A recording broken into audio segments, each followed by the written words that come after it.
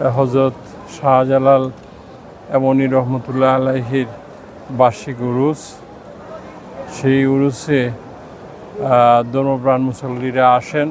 আমরা মাজারে যে গিলাপটি আমরা মাজারে আমরা দিলাম, সেটা হচ্ছে আমাদের দেশের মাননীয় প্রধানমন্ত্রী জনাব তারেক রহমান, মজলুম জননেতা, তার পক্ষ থেকে যাতে এই দেশকে সুখী সমৃদ্ধশালী দেশ হিসাবে আগামী দিনে তিনি নেতৃত্ব দিচ্ছেন এবং আমরা সিলেটবাসীও এই দেশের অংশ হিসাবে আমরা ভবিষ্যতে দেশটা যাতে শান্তি বর্ষিত হয় এবং আমাদের দেশের যে অনাচার, অবিচার, অত্যাচার এই সমস্ত বিষয় থেকে যেভাবে মানুষ নিষ্কৃতি পেয়েছে, শান্তিতে যাতে আগামী দিন দেশ পরিচালনা করতে পারেন জনাব তারেক রহমান,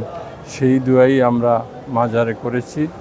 ইনশাআল্লাহ সিলেটবাসী সবসময় শান্তির পক্ষে। হযরত শাহজালাল এমনি রহমতুল্লাহ আলাইহি তিনিও শান্তির পক্ষে ছিলেন। ইসলামী অনুশাসন মেনে এইখানে দোয়া খায়ের হয় এবং পুরো বিশ্বের মুসলিম জাহানের জন্য দোয়া করা হয়। পার্টিকুলারলি যারা বাংলাদেশের মজলুম তাদের জন্য দোয়া হয়। আমরা সিলেট সিটি কর্পোরেশনের পক্ষ থেকে এসেছি। আমার সাথে এসেছেন সিটি কর্পোরেশনের সচিব আশিক নূর এবং প্রধান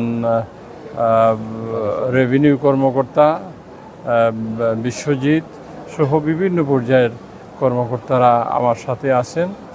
আমরা সিটি কর্পোরেশনের পক্ষ থেকে এইখানে হযরত শাহজালাল এমনি রহমতুল্লাহ আলাইহির মাজার জিয়ারত করলাম।